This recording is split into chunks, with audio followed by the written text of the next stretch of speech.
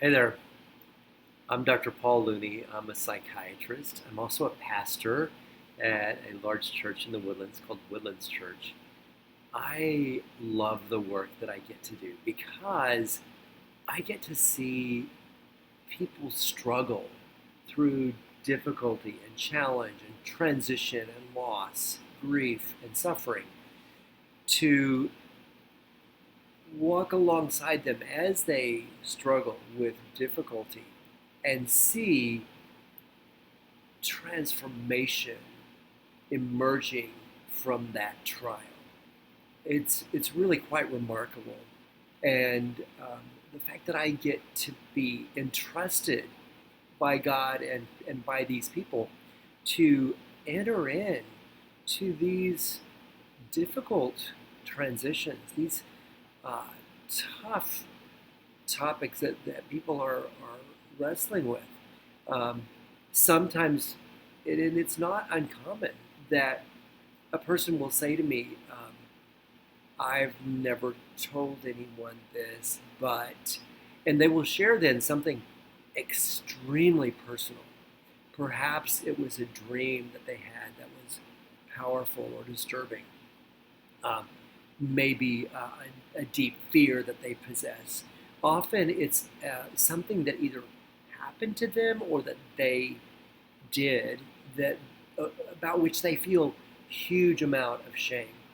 And when people invite me into that place of deep distress or deep intimacy, it is so powerfully honoring to me as a person that they would choose me. I met with a young man today who shared, who said exactly that. I've never told anybody this, but, and he shared with me something that was extremely precious to him that he chose to share with me. And I deeply appreciate the opportunity to know someone in that way. It's my conviction that we are made for love, that God is love, and that every human interaction is intended to invite us deeper into that challenge of loving and being loved. Now, ultimately, our human relationships, I believe, prepare us for God to the extent that they are um, rewarding, successful, um, life giving. They give us a taste of God's character, His passion for us, His mercy toward us, and His desire for us. But ironically, it's not the successes of our human relationships that drive us deep into connection with God as much as it is those moments when our human relationships break down, when they fail us, when we are rejected, despised, cast off, when we are deeply betrayed and offended. Those are the moments that, if we have a concept of a loving and present God, that's when we are going to press in and grab on to Him. Those of you who know me um, know that I see the Beatitudes as the cornerstone of Jesus' teaching, and that those opening words of a sermon we refer to as the Sermon on the Mount really encapsulate um, so much wisdom, so much truth, so much guidance in our Christian life. And the first one is one that I find great comfort in, even though at the first glance it does not seem comforting at all. In it, Jesus says, "Blessed are the poor in spirit, for theirs is the kingdom of heaven." Now, when I first read that beatitude and thought about it, I was like, what is that about? Because as I understand human nature and who we are, that we are body, soul, and spirit, but that our spirit is the part of us that is closest to God. God is a spirit, and so one would think that to be full, to be rich in spirit, would be desirable and lead to blessedness. But no, Jesus says, blessed are the poor in spirit.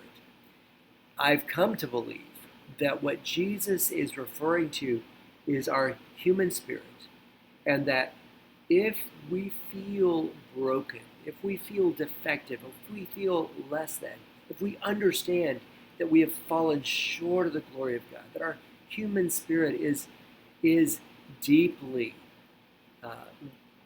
deeply defective, then we cannot find ultimate satisfaction in our human identity because it's broken. It doesn't give us that sense of being fully formed or confident or competent. Now, there are people out there who are rich in spirit, so to speak. Their humanity is pretty well developed and formed. They are bright and successful. They're beautiful.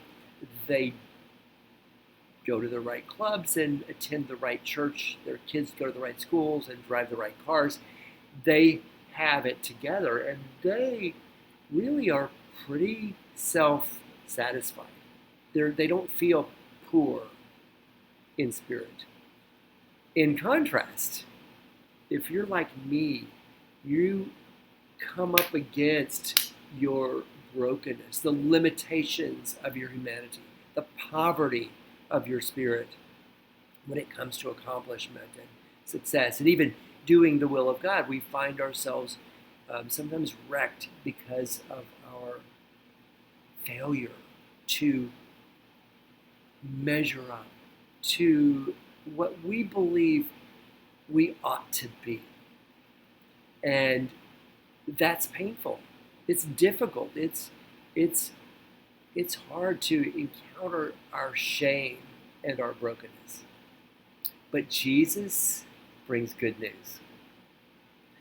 He says, good news, you who are broken, you who are poor in spirit, you who are defective, and who the world would cast off as worthless or insignificant or irrelevant, you are the perfect candidate for heaven.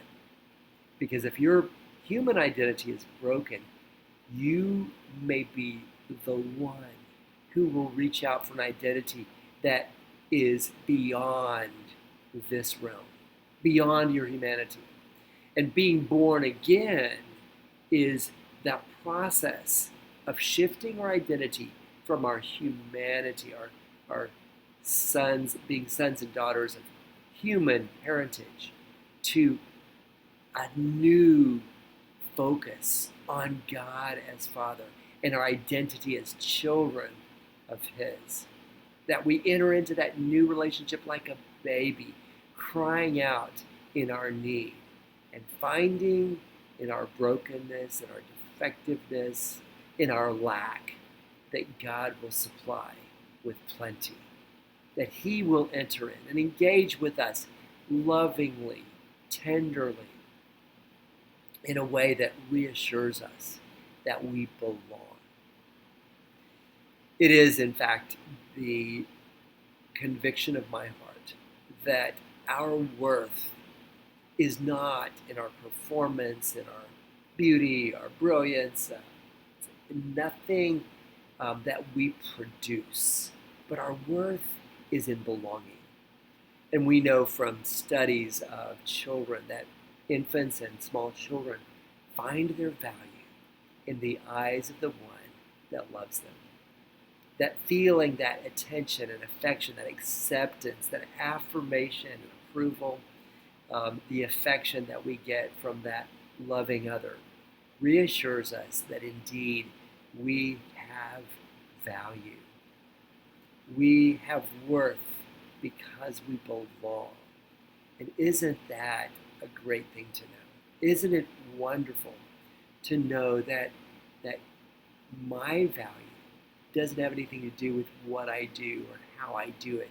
It has to do with God looking on me with love, choosing me, providing for me an avenue to connect with Him in a way that allows me to feel my belonging, filling me with His Holy Spirit so that I can cry out, Abba, Father, Daddy, to the one who made everything. And this, it turns out, is a secret to new life, to new growth, because we shift our identity from our humanity to divinity.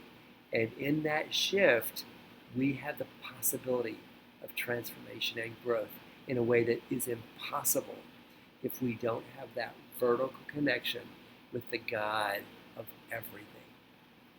So as we go down this journey together, I hope that you'll see more clearly how Jesus invites us to new life and how we can, as we journey with Him, find freedom, find peace, and find joy in this sometimes treacherous and difficult journey that He has designed to make us like Jesus. That's what I want for you. It's what I want for me. That each day we would grow more and more into the character and image of His dear Son. Not to gain His approval or gain acceptance or belonging, but because we belong.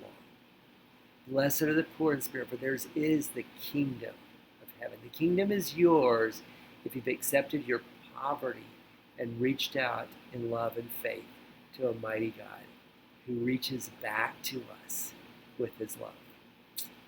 I love you, and hope to see you soon. Bye.